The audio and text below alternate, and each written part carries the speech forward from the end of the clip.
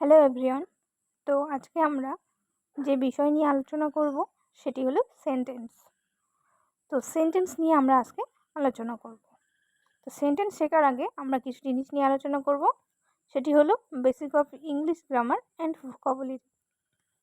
তো লেটার, যার মানে অক্ষর, থাকে আমাদের 26টি। তার মধ্যে 21টি থাকে কনসোনেন্ট এবং 5টি থাকে ভাওয়েল। এই ভাওয়েল 5টি হলো এ, ই, আই ও ইউ। এবং এখন আমরা জানব ওয়ার্ড কি বা ওয়ার্ড বা শব্দ।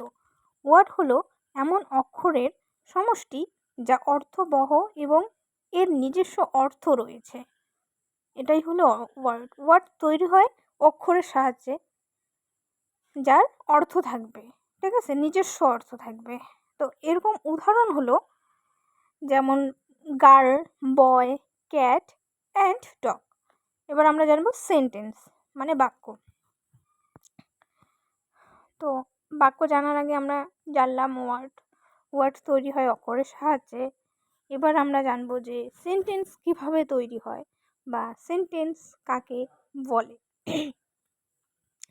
সেন্টেন্স হয় কিছু ওয়ার্ডের সঙ্গে, মানে ওয়ার্ডের সমষ্টিতেই সেন্টেন্স হয়। তো বাক্য হলো এমন কিছু শব্দের সমষ্টি যা লেখার সময় বড় অক্ষর দিয়ে শুরু হয় এবং পূর্ণবিরাম, প্রশ্নবোধক চিহ্ন বা বিস্ময়বোধক চিহ্ন দিয়ে শেষ হয়। বেশিরভাগ বাক্যে একটি কর্তা এবং একটি ক্রিয়া থাকে। যেমন হি ইটস রাইস, মানে সে ভাত খায়। এখানে সে হলো কর্তা এবং ক্রিয়া হলো ইটস। তো ডিফারেন্ট ফর্ম অফ সেন্টেন্স, মানে সেন্টেন্স কয় ভাগে ভাগ করা যায় সেন্টেন্সকে। প্রথমত সেন্টেন্সকে আমরা 5 ভাগে ভাগ করি। যেমন assertive sentence, interrogative sentence, imperative sentence, objective sentence, exclamatory sentence. এবার আমরা জানবো এই 5 সেন্টেন্স সম্পর্কে। এক একটি সেন্টেন্স পার্টিকুলারলি জানবো। তো প্রথমত অ্যাসার্টিভ সেন্টেন্স বা উক্তিমূলক বাক্য।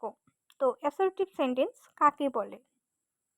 যে সেন্টেন্স সাধারণভাবে কোনো উক্তি বা বিবৃতি প্রকাশ করে তাকে অ্যাসার্টিভ সেন্টেন্স বলে। যেমন দ্য আর্থ ইজ রাউন্ড। তো অ্যাসার্টিভ সেন্টেন্সকে আমরা 2 ভাগে ভাগ করি। যেমন অ্যাফার্মেটিভ সেন্টেন্স, হ্যাঁ বাচক, হি ইট রাইস, সে ভাত খায়। নেগেটিভ সেন্টেন্স মানে না সূচক বাক্য, I do not eat rice, আমি ভাত খাই না, ঠিক আছে। তো স্বীকার করা হলো অ্যাফার্মেটিভ ও অস্বীকার করা হলো নেগেটিভ। এবার আমরা জানব ইন্টারোগেটিভ সেন্টেন্স সম্পর্কে। তো ইন্টারোগেটিভ সেন্টেন্স মানে প্রশ্নসূচক বাক্য কাকে বলে? যে সেন্টেন্সের সাহায্যে কোনো প্রশ্ন জিজ্ঞাসা করা হয় তাকে ইন্টারোগেটিভ সেন্টেন্স বলে।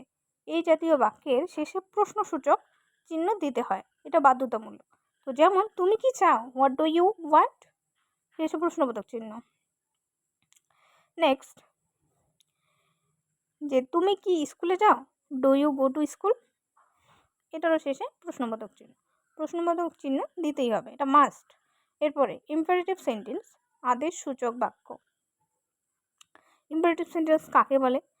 তো যে সেন্টেন্সের সাহায্যে আদেশ, অনুরোধ, উপদেশ ইত্যাদি বোঝায় তাকে ইম্পারেটিভ সেন্টেন্স বলে। এই সেন্টেন্সের কিছু এক্সাম্পল চলো দেখে নিই। তো যেমন বাড়ি যাও, গো হোম, এবং সময় নষ্ট করো না, do not waste time.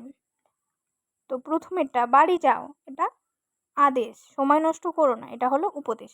Objective sentence, ইচ্ছা বা প্রার্থনা সূচক বাক্য। তো যে সেন্টেন্সের সাহায্যে মনের ইচ্ছা বা প্রার্থনা প্রকাশ করা হয় তাকে অবজেক্টিভ সেন্টেন্স বলে, ঠিক আছে। এই অবজেক্টিভ সেন্টেন্সের এক্সাম্পল এখন দেখে নিই।